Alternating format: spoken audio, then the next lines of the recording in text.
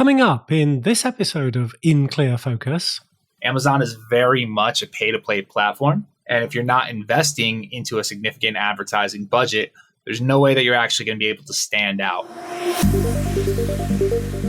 You're listening to In Clear Focus, fresh perspectives on marketing and advertising produced weekly by Begg, a strategy-led full-service creative agency growing brands for clients globally. Hello, I'm your host, Adrian Tennant, Chief Strategy Officer. Thank you for joining us. According to Forbes Advisor, global e-commerce sales will total an estimated $6.9 trillion this year, almost 22% of all retail sales. Research from NPR and Marist finds that just over 3/4 of American adults are online shoppers, with 25% shopping online at least once per month and 16% at least once weekly. Amazon is the dominant force, representing 38% of the US market, making it the largest online retailer in the country.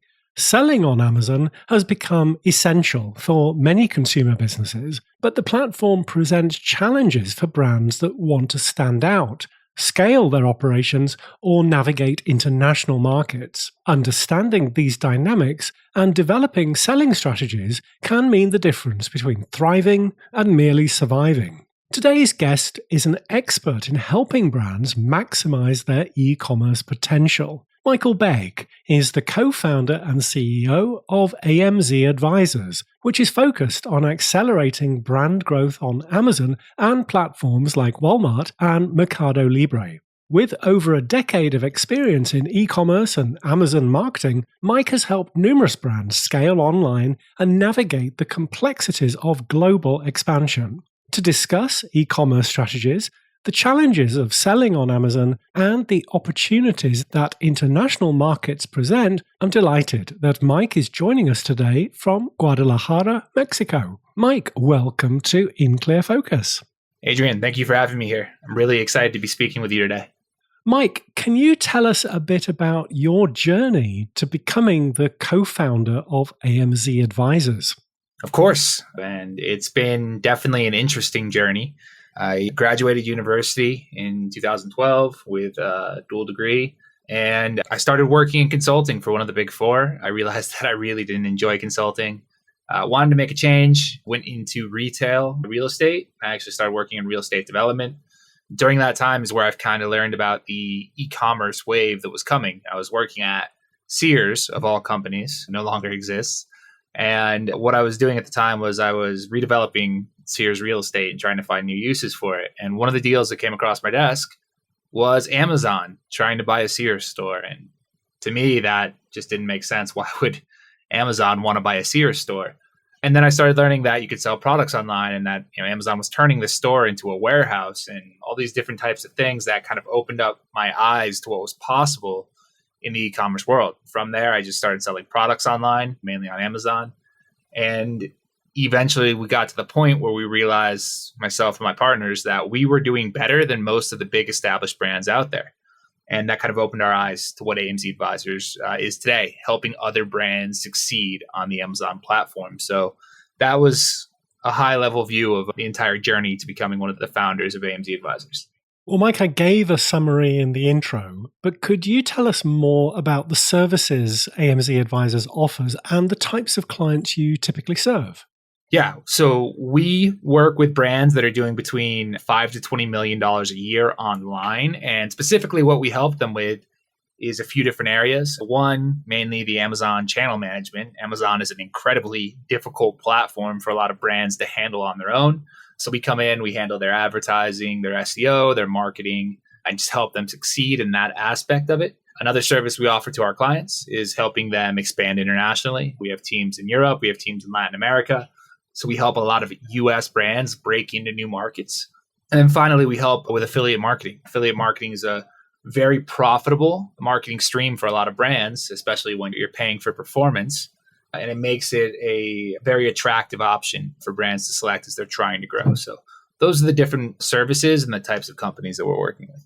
Great. As you explained, AMZ Advisors focuses on helping brands grow on e-commerce platforms.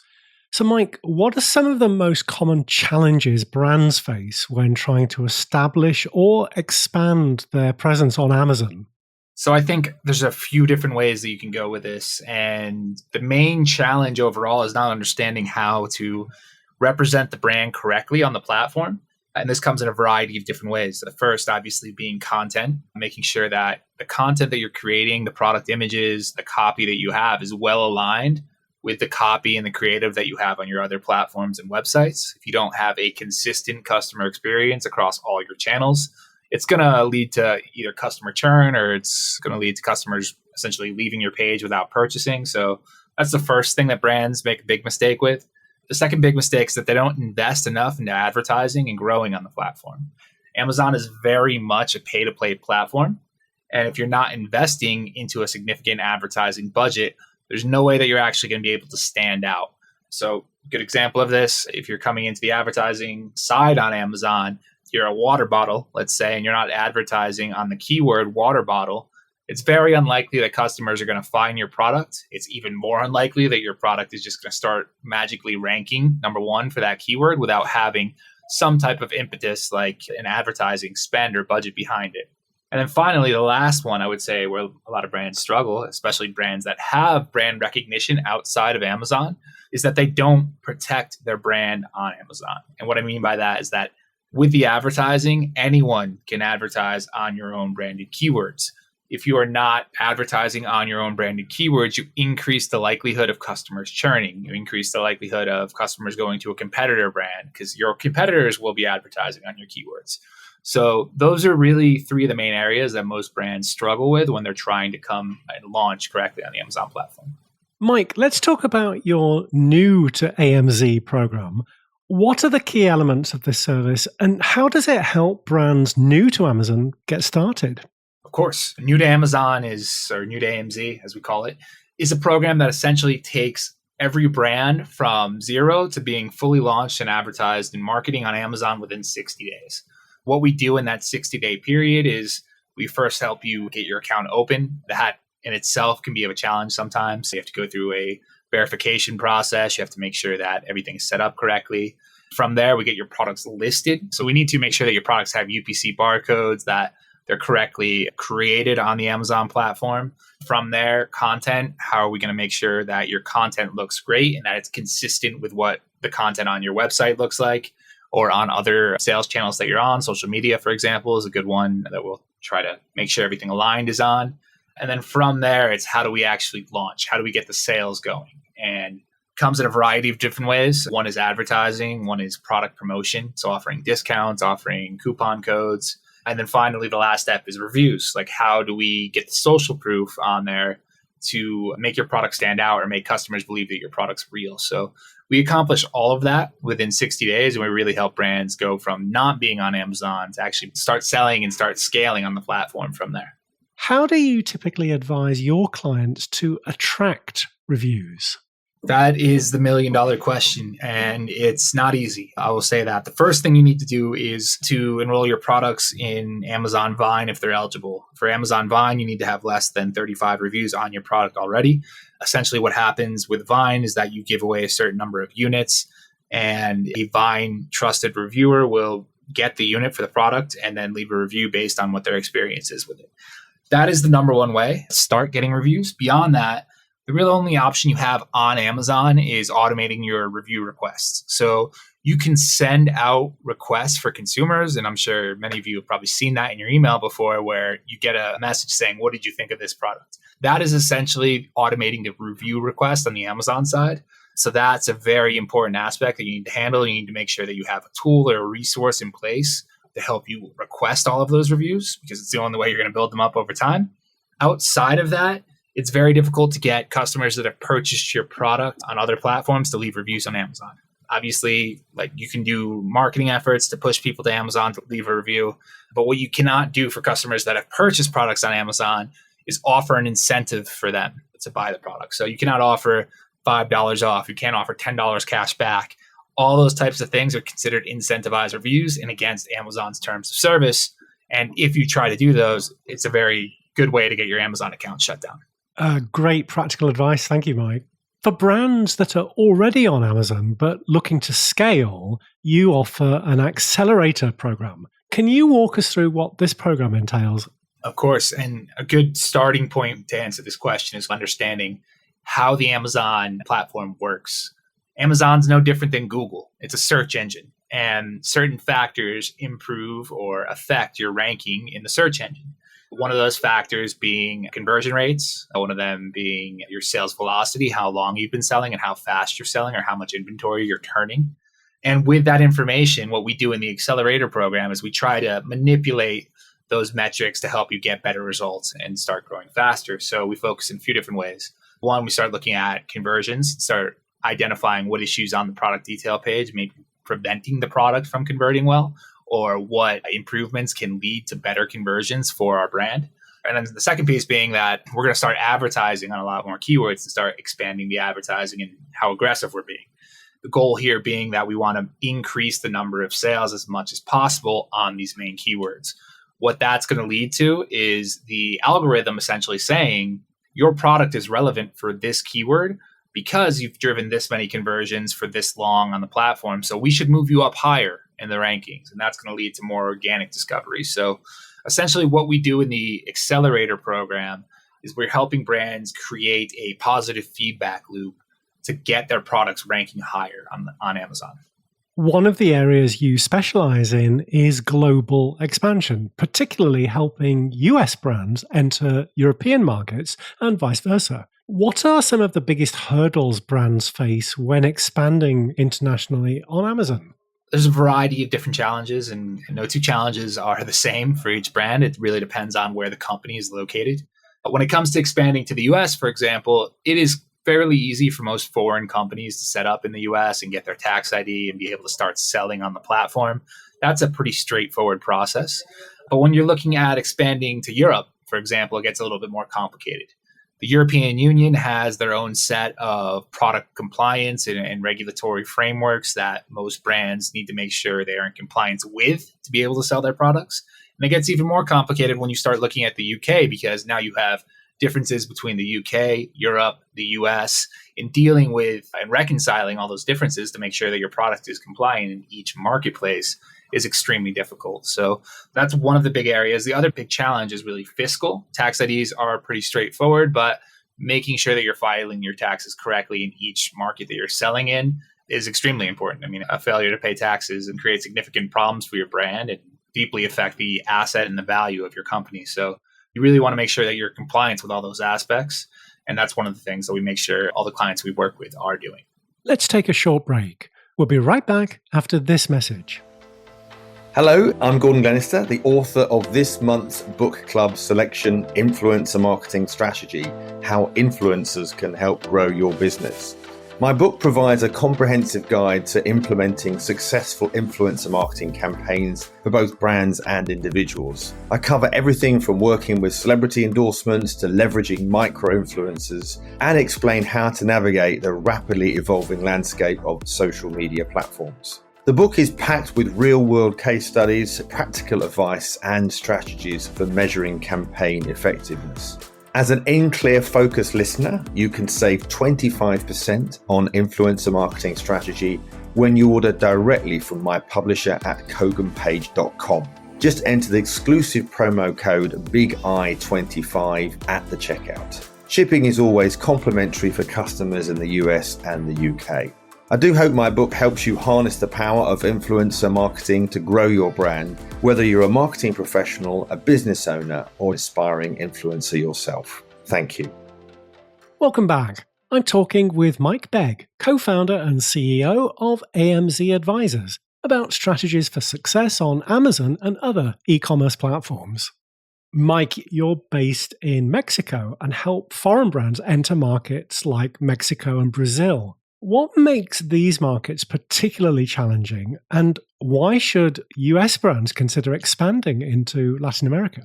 Anytime you're expanding internationally, whether it be to Europe or to Mexico or Brazil, there's a variety of different compliance and legal challenges that come with it.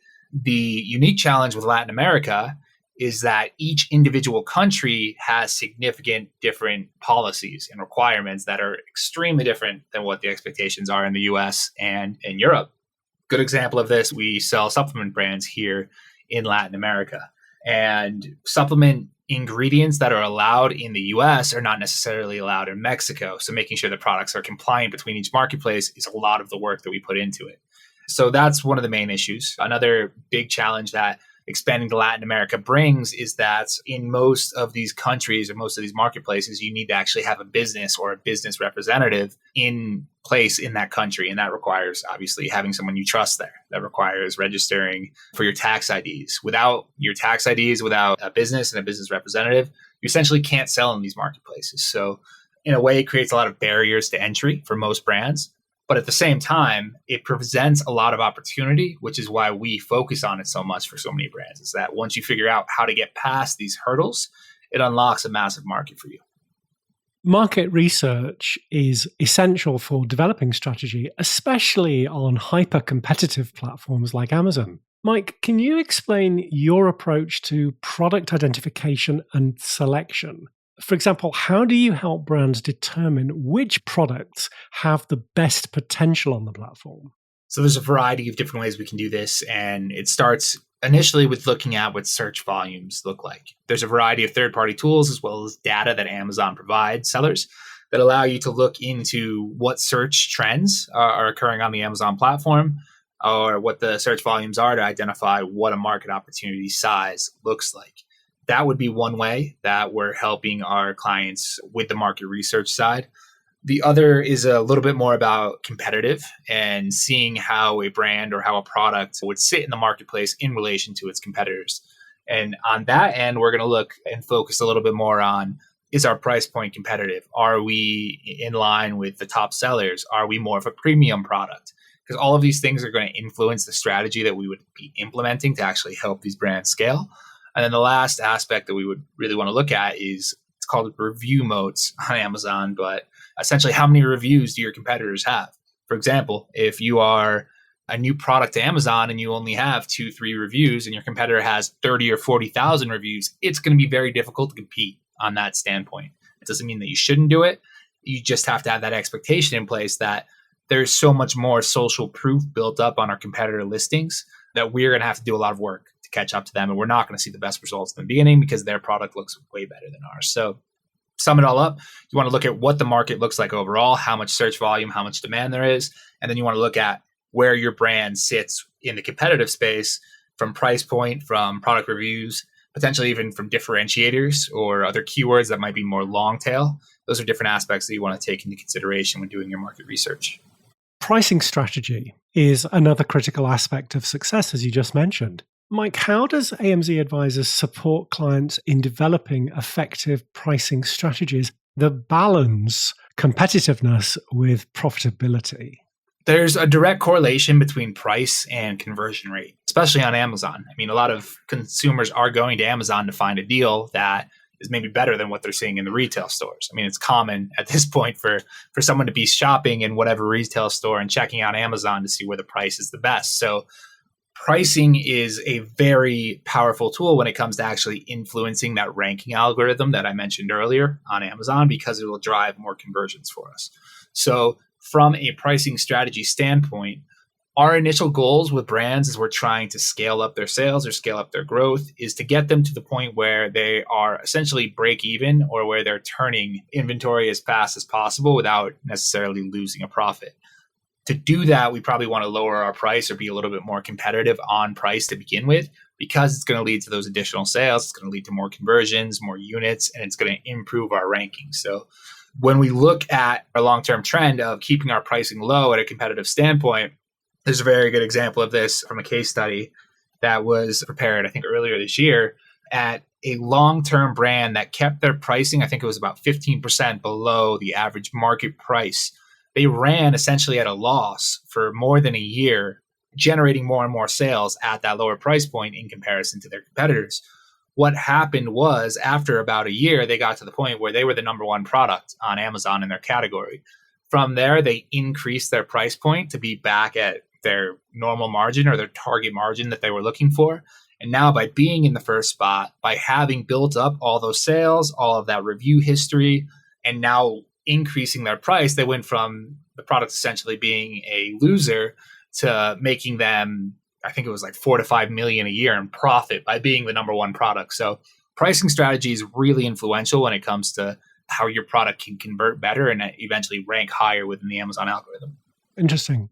Well, as you know, Amazon's advertising platform has become increasingly important for visibility. How do you approach Amazon's many advertising options for your clients? The way that we kind of approach things is we think of a typical marketing funnel. So in a marketing funnel, we have top of funnel, we have middle of funnel, we have bottom of funnel. Top of funnel relating to brand awareness, middle of funnel being more consideration, and bottom of funnel being people that are ready to purchase or the conversion piece. When we start launching brands on the advertising side, it is very easy to throw advertising dollars away if you start at the top. Brand awareness has some of the lowest return for brands, and that's why we tend to focus actually on the bottom at the conversion piece. People are going to Amazon because they're ready to purchase. And when you look at the average conversion rates on Amazon, they're about 2.5 to 3 times higher on Amazon than they are on Shopify websites or other e-commerce websites. So knowing that customers are coming to buy products that I'm more likely to convert customers, we initially focus heavily at the bottom of the funnel on how can we deploy advertising dollars to convert as many customers as possible. Once we've reached our maximum there, or the incremental return on our advertising dollars is not as great as it had been before, we'll start moving up funnel. And how do we create more consideration? By targeting competitor products, by showing up on searches related to the product category we're in. And then moving up beyond that, how do we create the brand awareness now? How do we create retargeting campaigns as another great way for brand awareness to eventually turn into customers? So it really starts at the bottom of the funnel from the advertising side. And then as you start seeing success and seeing growth, you want to start moving up the funnel and using the variety of different advertising tools that Amazon has. With the rise of other e-commerce platforms like Walmart and Mercado Libre, how do you advise brands to balance their presence across multiple marketplaces? We're a big believer of be everywhere. And in general, I think that's what will lead to the best results for brands in the long term. Amazon's obviously the number one platform you need to be on because so many consumers are going there.